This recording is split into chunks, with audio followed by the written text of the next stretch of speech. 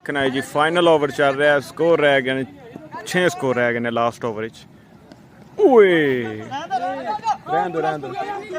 रहन दो wide score हो गया। आप सब किन्ने रह गए लास्ट भी करिए। चार किन्ने रह गए आप चार रह गए तेरी शाट लगदी भी चुप करके मार एक शाट 5 गेंदां ने तेरे 5 रह गया जी 5 बालां ते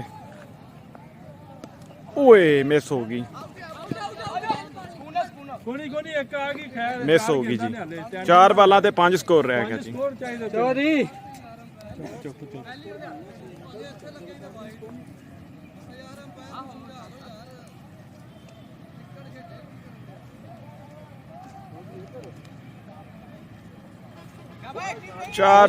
चार बालां ते 5 स्कोर रह गया जी।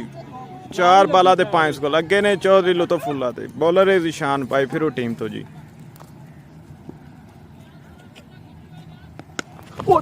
तेरा भला होवे 2 स्कोर हो गया जी। शॉट लगी बड़ी डेंजरस शॉट लगी जी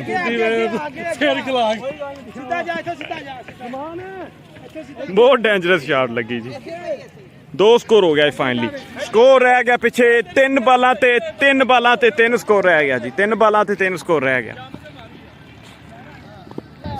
हेलो जी दोबारा फिर मैच शुरू हो गया जी। 3 बालां ते 3 स्कोर रह गया जो विकेट भी लास्ट विकेट है जनाब। अगे चौधरी लुत्फुल्ला बॉलर है ज़ीशान बिल्डिंग खड़े हो भाई अच्छा जनाब 3 बालां ते 3 स्कोर आए गेंद की और ये कैच आउट जी। फाइनली जीत गया जी भाई फिर टीम जीत गया।